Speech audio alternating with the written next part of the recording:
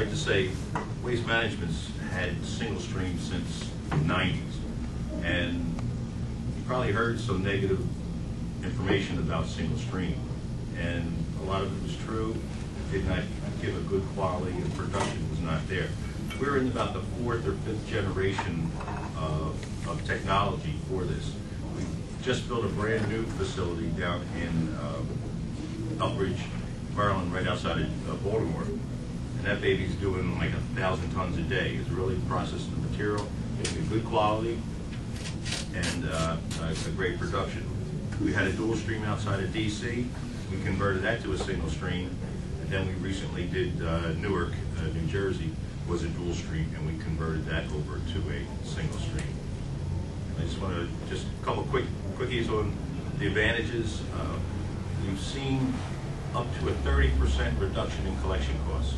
Because it's only part of, a lot of the guys had these compartment trucks, and once one compartment was full, they had to go and dump, or they had just maybe 2. So now you can put all your material basically in a rear loader. The same truck that picks up your trash Monday, use that same truck, pick up your recyclables. You can really pack it in there instead of running around picking up 2-3 tons. You pick up 8-9 tons. So that significantly reduces many things like the pollution, gas, man hours. Normally, if you run in 10 trucks, if you're a large municipality, you could probably do the same amount in 7 trucks. And then participation is a big deal too. You make it easier for people. A lot of people in areas I used to cover had drop-off centers. So they would have to go bring their glass or their commingled containers or their newspaper and carton. They had to have all these sorts. And it was a pain for the people. Now they just have one large can. If they go to the drop-off center, they can go there. And also on the weekly pickup, sometimes they have this Wednesday is paper, this Wednesday is bottles and cans. And if there's the 5th Wednesday, it screws it all up. And everybody, so they have a recycling day now. So and they don't have to store it to next week. They can put everything out in, and you'll see here these semi-automated containers, or you could use your own trash cans and the guys can just throw it in there that way. So we'll show the DVD here. It's about 7 minutes.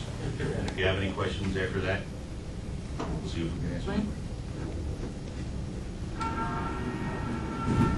Today, the average person generates more than 7 pounds of garbage daily. With New Jersey's population nearing 8.5 million, that's a lot of garbage. Even though the volume of garbage produced daily is high, the number of active landfills in New Jersey has decreased significantly between 1990 and 2006. And this is geared toward Newark facility, as the not in my talked about backyard here. syndrome have made it difficult to create new landfills or expand existing ones. Current landfill capacity is being used up faster than ever before. That's why recycling is a critical component of Jersey's total waste management program.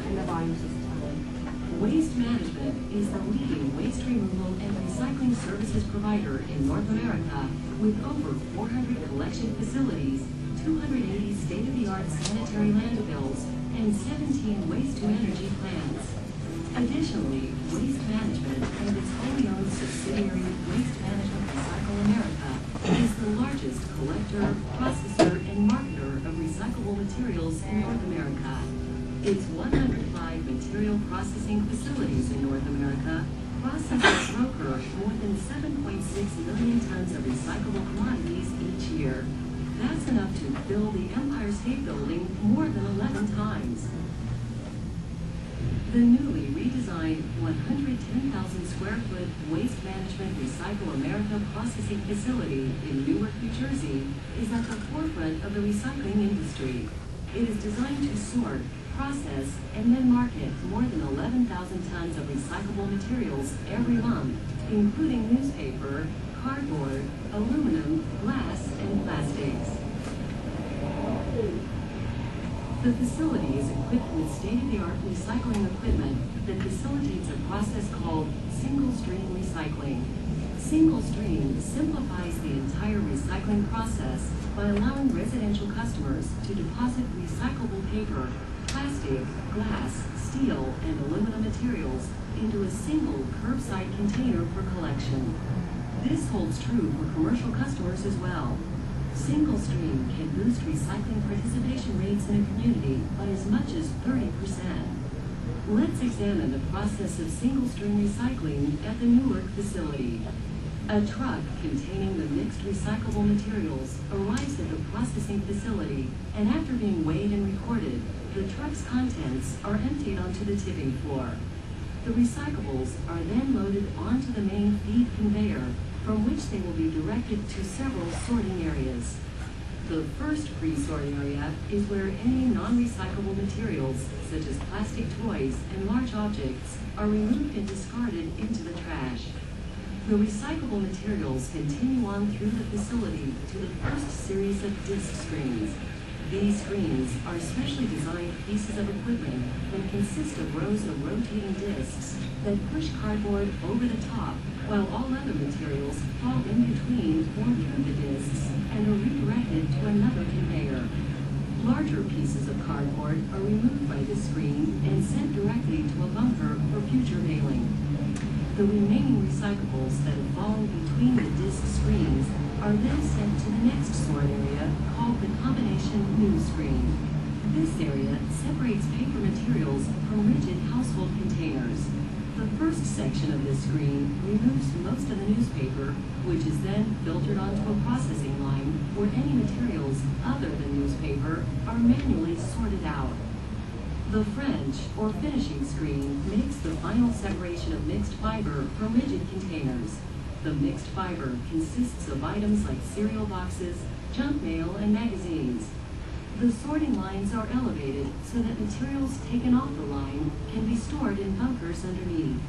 Newspaper includes all items normally found in your Sunday newspaper, including the inserts and advertisements. This product automatically falls into the final bunkers. When those are filled, they are fed into the baler, which compresses the newspaper material into bales and ties them automatically.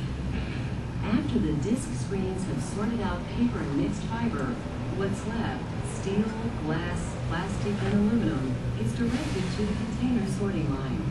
The first step in this process is to manually remove any remaining paper products. The material is then fed into another screen that breaks and removes the glass.